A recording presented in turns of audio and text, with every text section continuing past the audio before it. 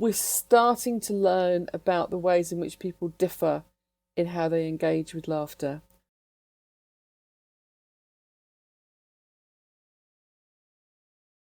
Why do we laugh? If you ask people why do you laugh, they'll talk about jokes and comedy and humour. But if you actually look at people, just observe their behaviour, we laugh primarily for social reasons. So we laugh most when we're with other people. You are 30 times more likely to laugh if there is somebody else with you than if you're on your own. Now, we do laugh at things that are funny. It's not that we don't laugh at jokes, but actually most of the time we laugh during conversations. We're talking to other people, and we do all sorts of quite complex things with laughter in that. Sometimes we're laughing just because someone else has laughed. Sometimes we're laughing to show affection and affiliation. Sometimes we're laughing to show agreement and understanding. We'll laugh to try and deal with stressful situations. It's actually a really complex social behaviour. So us laughing at something being funny is more of a side effect of the real reason we're laughing, which is kind of communicating with other people. I think so. Laughter is older than us. We're not the only animals that laugh. So in an evolutionary sense, laughter was part of the sort of our inherited kind of range of possible behaviours. Lots of other mammals seem to laugh, and other apes laugh in a way that's distinctly like our laughter. And one argument about why humour exists is that it's maybe it's a way of getting to laughter that's kind of doesn't require you to sort of have physical games with each other and things like that. You can actually, it's like a shortcut to finding reasons to laugh together. But what's okay, so when you look as a neuroscientist, when you look at our brain, what's happening in our brain when we're laughing? Well, it's a very good question, and we still don't know exactly, because it's actually very, very hard to look inside somebody's brain when they are laughing. It's hard for a couple of reasons. First of all, it's really hard to get people to laugh in the lab. It's not impossible, but it's difficult. And they move around a lot when they do. So the sorts of techniques that we normally use for looking at brain function, a lot of those are messed up by people laughing. There are some chemical things that we know happen, and that's easier to say for certain. So you get a reduction in adrenaline when you have been laughing very quickly. And adrenaline is the fight or flight hormone, and laughter reduces that really swiftly. In fact, if you measure your heart rate before you've been laughing and after you've been laughing, you'll notice that your heart rate drops after you've been laughing. When you're laughing, it goes up because you're doing quite a lot of work. But after the laughter has happened, the heart rate's gone down, and that's the effect of the adrenaline. But if you're watching something, for example, that you're expecting to make you laugh, you actually see that reduction in heart rate occur before it starts. The outcome of this is that you are more relaxed when you've been laughing. That's the reduction in adrenaline. And on a longer time scale, you get a reduction in cortisol. And cortisol is the sort of stress hormone. If you're having a really difficult time at work, if you're worried about lots of things, that kind of nagging feeling that you get, that is cortisol at play. It also has a really important role in waking you up in the morning, which is why you sometimes feel a bit grotty and unpleasant when you wake up. And you also get an increased uptake in what's called your endorphins. And the endorphins are the body's natural painkillers. They are your brain and your body increase taking up endorphins when you've been exercising. That's why you feel good when you've been exercising. And the same thing happens when you've been laughing. It's one of the reasons why you feel good when you've been laughing. And also they are the natural painkillers. So actually you have a measurable increase in the pain you can tolerate when you've been laughing because of this sort of increased uptake of the endorphins. So these are all kind of associated with mood and experience. There's one last... No, it's too mad. I won't go into it. Sorry. Well, now I'm too curious. So I'm a bit cautious around it because sometimes people say, oh, if you laugh every day, you'll never get cancer or something like that. And we just don't know this. But there is another thing that happens when you've been laughing is you get an increased production of human growth hormone. Now, human growth hormone is very important when you're a baby and a child and you're physically growing. It's driving the physical development of your body. And by the time you're an adult and you're not getting taller, it's not the case, it's not the case that human growth hormone stops being important. You continue producing it, but now it stops being something that changes like your skeleton, and it starts, and it kind of maintains a role in your immune system.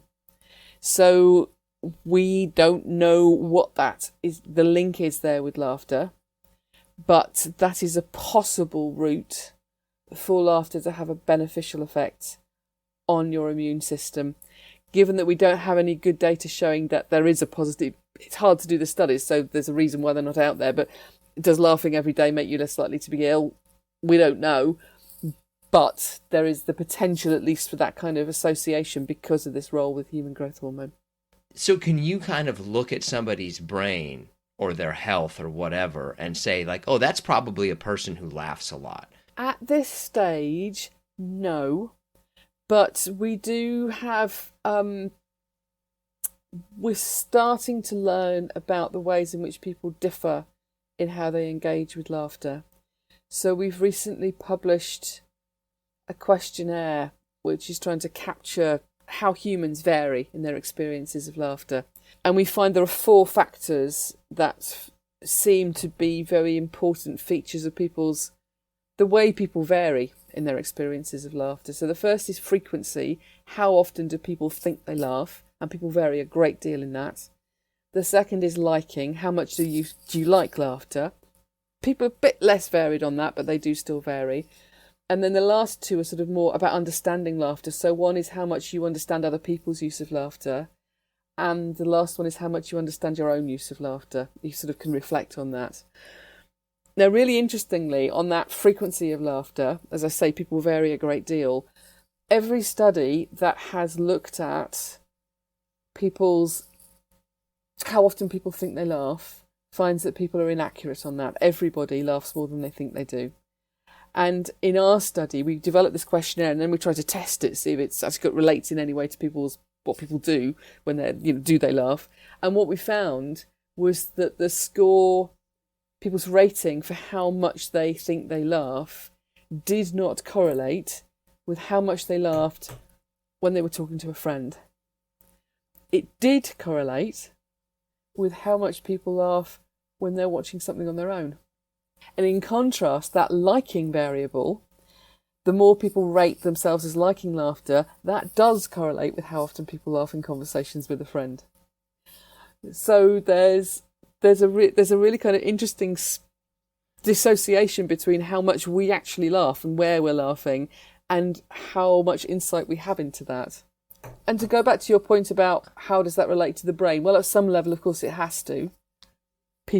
Because people do laugh more and less than others, and people do like laughter more and less than other people do.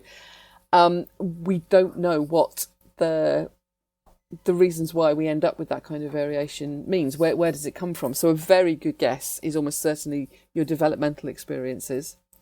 We know from experiments with rats that rats who are tickled a lot when they are babies laugh more when they're tickled as adults.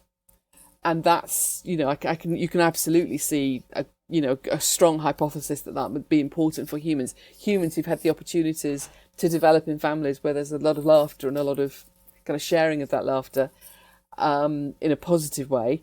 You might imagine maybe they are the ones who end up laughing a lot more and maybe liking laughter more when they're adults. We've also found that boys who are at risk of psychopathy, so teenage boys who show a kind of psychological profile where they have conduct disorders, so they behave badly, they might hurt other people. They have conduct disorders, and they also are high in what are called callous and unemotional traits, so they hurt other people and they don't care if the other people are upset. They don't find laughter as contagious as other people, so they're not sort of primed to join in when they hear laughter the way that people generally are in the population. And they also don't show a response in the brain that seems to track that contagion. But that would be an example of how we can see one developmental trajectory that might end up with an adult who is highly antisocial in their behaviour, and part of that is they don't use laughter or react to laughter like the people around them. So I'm a huge numbers person. If you were to kind of put it on a scale of 1 to 10, with 10 being the highest, where would you put our ability to laugh? I would say it's right up there with talking to each other, and maybe slightly more important than that, because one of the beauties of laughter is that it's this positive, social, sort of joyful emotion that lives in social spaces, and crucially, you don't have to share a language to be able to share it.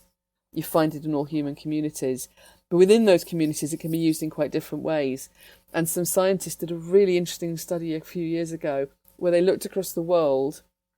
They looked in terms of where there'd been higher and lower amounts of historic migration.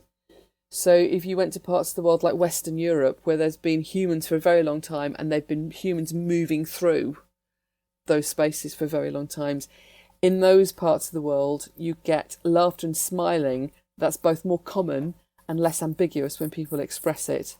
Whereas if you go to a part of the world like, say up until recently, Japan or China, you have lower levels of historic migration. People have not been, in fact, people were kept out for centuries. And what you find there is less public smiling and laughing. People will do so a lot when they're at home, but in public you don't as much.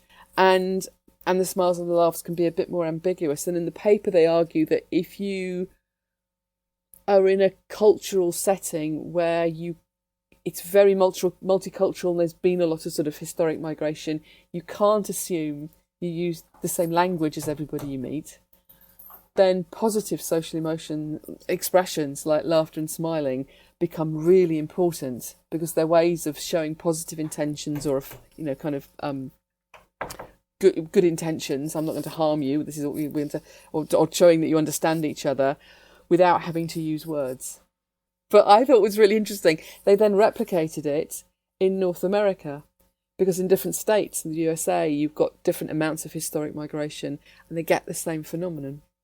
Do different kinds of laughter affect us differently?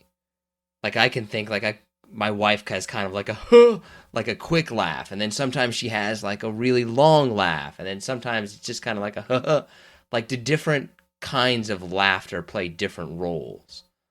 Definitely. From my perspective, and I'm using a kind of brain's eye view of this, there are two different ways that your brain controls noises that you make, vocalizations, and it's voluntary and involuntary. So humans are quite unusual in that we've got very high levels of voluntary control over our voice. That's how we can talk to each other or sing or beatbox or do impressions.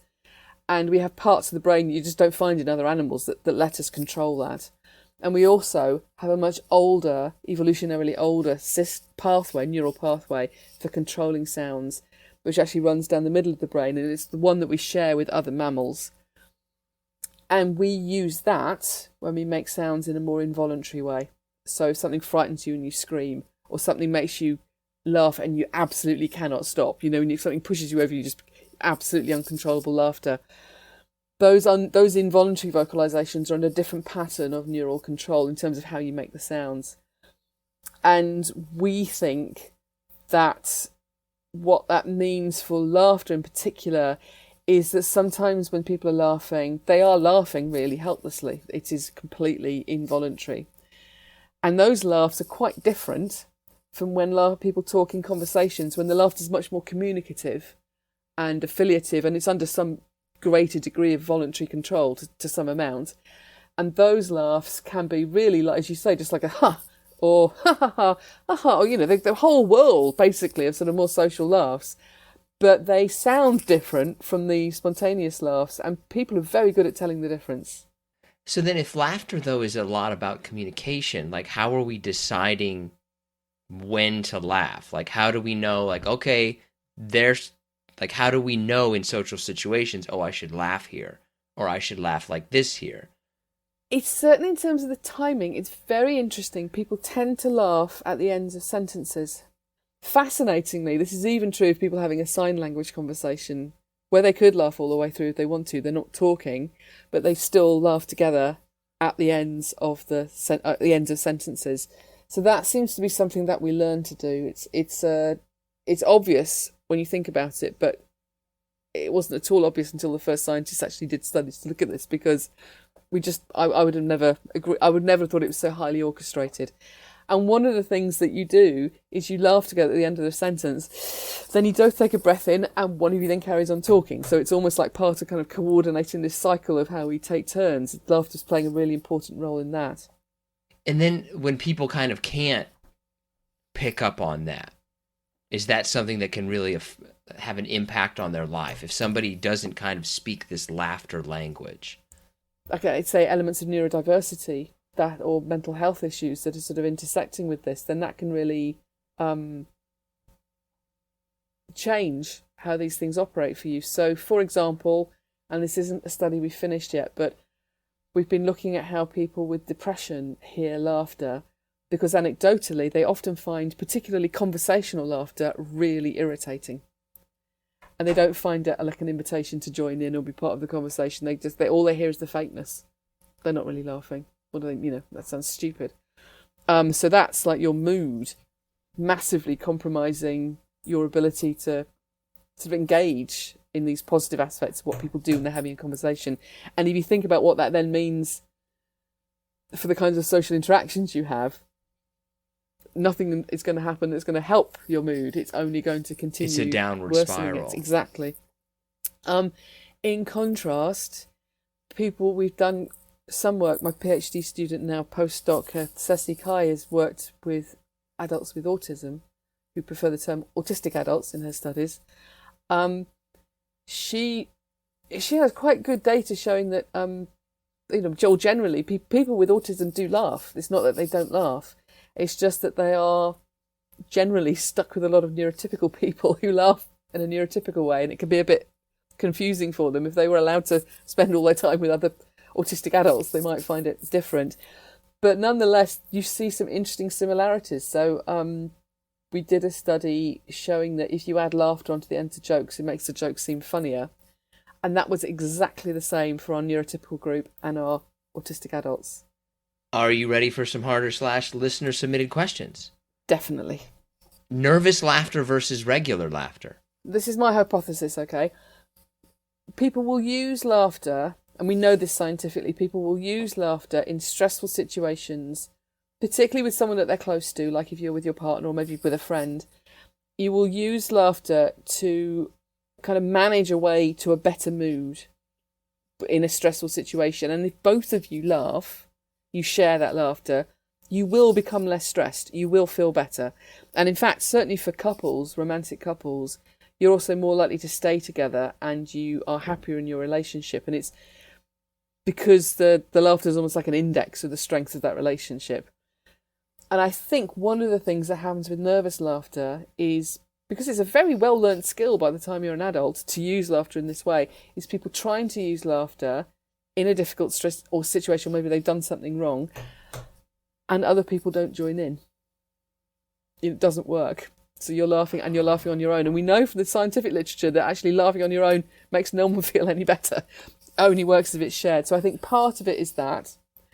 I think also sometimes nervous laughter can be where people have been pushed into more extreme situations. So, really bad situation where you'd think, make a car accident or something. We're now well beyond the area where this is sort of polite social laughter. I think that can almost be more of a shock response. Has our laughter changed?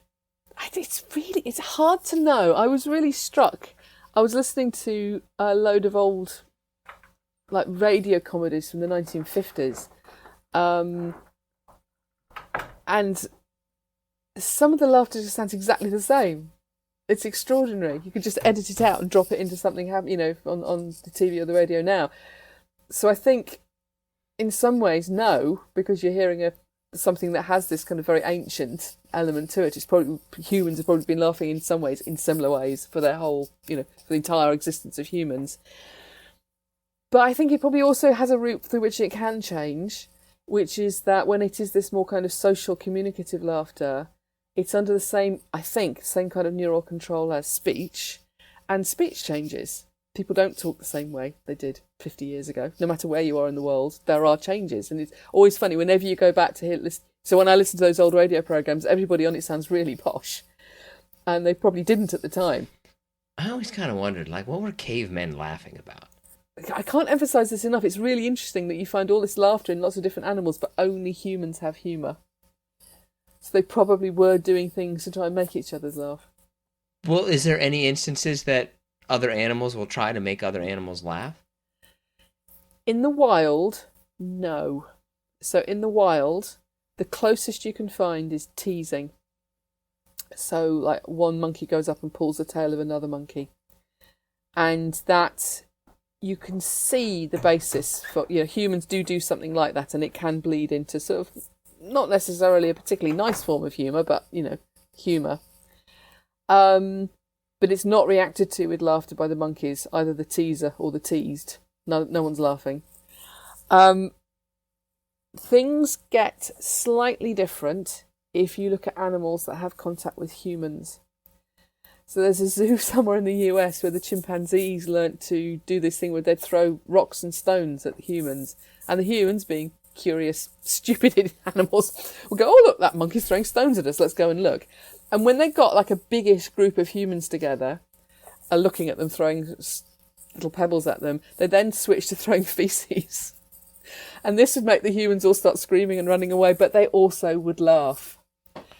And I wonder if that was the thing, because the chimpanzees weren't laughing, but they were interested in the humans when they were. There was a gorilla called Coco who lived in a facility in the US, and she'd been taught to sign. And she would.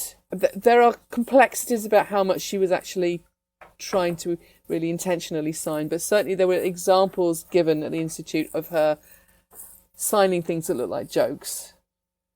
And interestingly, again, she didn't laugh. But she may have been doing it to get the humans to laugh. Does that make sense? She understood the importance. Well, potentially. So animals that have contact with humans may, in some circumstances, engage in what looks like humour-like behaviour to get the humans to laugh, but they themselves never react with any positive emotion. So there's something really kind of intriguing about that. Maybe humans are just nicer. If you can get them laughing, maybe they're less horrible. Can there be a strategy to social laughing? Like, could somebody figure out, like, ooh, I can strategize when and where I laugh with people? So when I was a kid, my father was a salesman and he sold carpets. And he was a very funny man, my father. But when I saw him, like at work, he was always making people laugh. He'd make his customers laugh and he'd make his colleagues laugh. And I used to genuinely worry that people were buying carpets they neither wanted nor needed because they got kind of so caught up in all the laughter that they were making decisions that they weren't even thinking about. And it is interesting that there is some science that backs elements of this up. So, sorry, people are just talking outside my office. Is that okay? Can I carry on? Sorry. No, they're gone. Oh, you're fine. You're fine. Sorry. So some Robin Dunbar and colleagues in Oxford did a study where they got people laughing, and if you can get people laughing, they will tell you more intimate things about themselves. If you think about it, we laugh to make and maintain social bonds, and you don't laugh randomly. You laugh with people you like, and you laugh with people you experience closeness with. Basically, you can hack that. If you can get people laughing, they will feel like they have that kind of closeness to you. They kind of reverse engineer to that. So there is something strategic about this. My brother used to be a journalist, and he had a colleague. It was like in a press, a trade paper. He had a colleague who was always getting better stories than him, and so he paid a lot of attention to her because he wanted to know what she was doing. And what she did was she laughed a lot. When she was on calls with people, she would laugh a great deal, and people presumably were laughing at the other end of the phone, and they were sharing more information with her. I can't think of anybody funny I've ever hated. Exactly. Or if there are comedians out there who you don't like, I bet they never make you laugh. It's a very strong tell. It's telling you about your reaction to people. So if you think of somebody who's got a really irritating laugh, I bet you don't like them. I have a relative with a really irritating laugh, and I was always just thought, oh, they've got a stupid laugh. And then I realised when I started working on laughter, it's not them, it's me. Oh, are there people who don't laugh? Like, they just don't? It's very difficult to say, because as I say, one of the worst things you can do is ask people. People just don't accurately report their laughter. I'm sure it has to be possible. I think it would probably be often associated with something like depression. Which does seem to have this very kind of, certainly as I say, anecdotally, have a very profound impact on how people engage with laughter. And instead of finding it enjoyable and fun and sort of socially motivating. They find it irritating. Is there something like, is there any studies in terms of like, okay, people find this funny. This thing is funny. There are, and what you find is that over time and over place, there is no one thing that everybody finds funny. And that's because finding something funny is more like a kind of an aesthetic response. You know, we don't all like the same music. We don't all like the same books. Why do we all like the same comedy? Now, there is some science looking at what might underlie elements of this. So the more barriers there are to you understanding why something's meant to be funny, the harder it will be for everybody to understand that. So a barrier could be linguistic, if you don't speak the language. And of course, that's why slapstick and silent comedy can be so extremely, universal. And even with verbal comedy, you still need to have a kind of cultural understanding. So there's a joke which somebody written down in ancient Sumerian, which is about between 3,000 and 6,000 years old, and somebody thought it was so funny that they stamped it onto clay tablets. And we know what the words mean. It goes, a dog walked into a tavern and he said, I can't see a thing. I think I'll open this one. It's the way I tell him, So that's and you can see the start of that joke is that would work now. A thing goes into a bar. Right. That's absolutely recognisable. But beyond that, we don't know why it was funny. Some people have suggested, well, maybe the dog's got his eyes closed and he's talking about opening his eyes. Is the bar, is the tavern also, is it also like a brothel? Is there something, is a dog actually a dog, or is that a kind of human? So there's so many possible interpretations. And even if we work them all still through, we're probably never going to work out why it was funny. This one's not, I don't know if I think this is your area, but this one's not necessarily laughter related. But why does emotion change our voices? Oh, it's a really good question. That's because when we speak, it's a very physical thing. So you're squeezing air out from your lungs, and then that air you squeeze out from your lungs, you use to vibrate together your vocal folds, and they sit in in your voice box. And actually, in evolutionary terms, they're there initially to stop things from falling down into your lungs and choking you. All mammals basically found a way of bringing those vocal folds together and then pushing air through and making a sound. And then you shape it all with the stuff that's going on up here. That's very human. We make all these fancy sounds. But it's very physical. So anything that has influences the state of your body can affect what your voice sounds like, because you're making it's like a living musical instrument, effectively, is the human body when you're thinking about voices. So to go back to that example of adrenaline, it's the fight or flight hormone. If you are scared by something, that blood gets redirected around your body to help you do things like run away, and that will affect what your voice sounds like. It's one of the reasons why your voice goes very high-pitched and wobbly when you are scared. When you are laughing, you start getting these very big changes in how your breathing works, because laughter involves these really big single contractions of the ribcage, just pushing air out, and these ha, ha, ha. And if you're trying to talk to somebody when that's happening, what you'll find is that the laugh is kind of overriding the speech, such that you will produce, you might talk, but your speech will be really interrupted. And it may even actually completely collapse. You just can't get words out because the laughter starts coming through. So actually, when you're talking, your mood, your emotional state is pretty much always actually influencing what you sound like. There's no way I don't think you ever really talk in a way that's neutral. This is is this true or not? You burn 3 calories every time you laugh. I think it's probably not true. I've heard people say, oh, you burn as many calories in 8 minutes laughing as you would going for a 3-mile run, and as far as we can see, that's not correct. So I think if you laughed solidly for 15 minutes, you use up the same amount of calories as in like a quarter of an apple. So it's probably not that efficient a way of burning calories.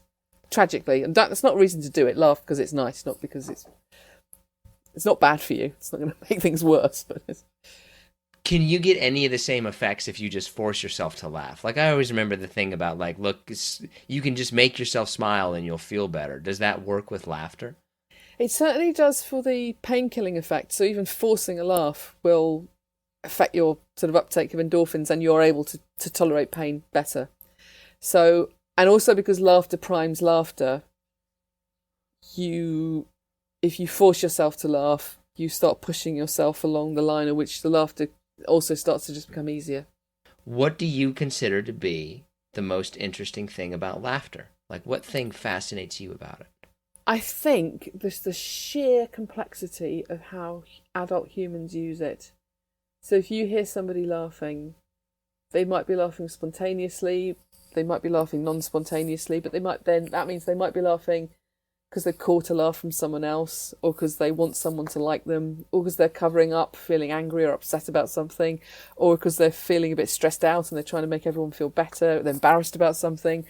They might be laughing to try and get someone to like them. They might be laughing to try and get information from somebody. You know, it's just an unbelievable hall of mirrors, and it's happening all the time. People laugh really frequently in conversation. So how do we, in between talking to each other, which is unbelievably computationally complex, we keep dropping into this ancient mammal behaviour, play vocalisation, which we use with phenomenal complexity. How do we develop that skill? We know a lot about how you learn to understand speech. We know almost nothing about how you go from a baby laughing because it's been tickled through to an adult laughing because their guest has just dropped a wine glass on the floor and actually they're a bit cross, but they don't want to make their guest feel bad, so they're laughing. You know, it's extremely complex, and actually that trajectory, I find it's dizzying actually what we learn to do when we learn to laugh. It's interesting though that even though there's so many different ways of laughing that you just described, like I know exactly what each one of them means. Yeah. Like there's no fooling people with it. No, exactly. You read it very clearly. Do you think that there's something that's fundamentally going to change our understanding of it? Like, if we could figure this out, we'll know everything about laughter. I think if we could get a really good grip on both how, just going from when laughter first appears for babies through to, say, teenage years, how laughter develops and how understanding of laughter develops, and how, crucially, how different sorts of family environments or genetics or environmental factors influence that. I think that could be really useful for many things, but to be able to understand the variety we see in adults, which I'm just guessing has a lot of its roots in those early years, that would be something that would really, really good ways of looking for that, and actually the money and the time to do so is what we really need. Is there, like, when you look at it, is there a point in our lives where you'd say, oh, people generally laugh the most at this age? I think it has different meanings. So, like when you first laugh as a baby, you don't just laugh randomly. You laugh with the people you love who are trying to do something to make you laugh. They're playing with you. They're tickling you. You're engaged in something that's highly social and interactive, but is part of that kind of family network. And something really interesting starts to happen around laughter in teenage years, because when you hit adolescence, and then one of the things that's happening in adolescence is your world's becoming bigger, and your friends start to occupy a much more important element in your sort of social horizon. It's not that you don't care about your family, but your world, you're becoming part of the adult world is taking you on that journey. So how adolescents use laughter to bond with each other and to show their kind of shared relationship and their importance to each other. I can remember again, anecdote, not data, but like, kind of because I was not a cool girl at school. This may surprise you. But I'm sitting near, be like with a cool girl sitting in the classroom and telling stories, and I'd be sort of sitting near the edge going, I fully understand this, because I wanted to be part of that group.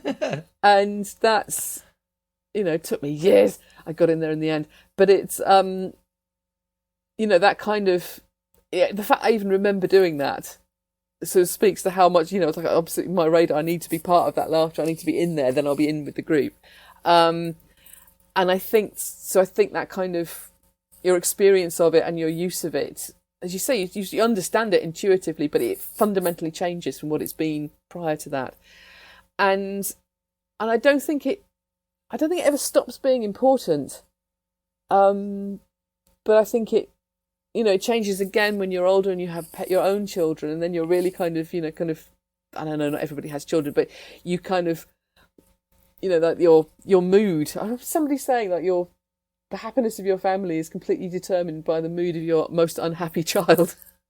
Kind of children that are happy and laughing, that's kind of where you want things to be, because then everyone's going to be feeling better. And I know this is a cartoon, but it gives you a different kind of engagement with understanding what laughter means when you're seeing it from that other end of things. Yeah.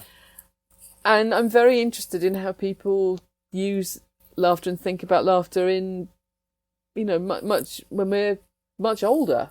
How I had a really interesting conversation with somebody who works in end-of-life care in a hospice, and she's saying there's just so much laughter. And it's not just the staff laughing.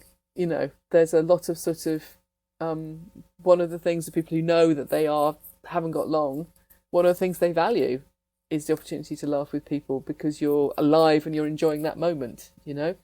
So there's something really, I don't think it ever stops being incredibly meaningful. I just think that meaning kind of deepens and strengthens and changes over your life.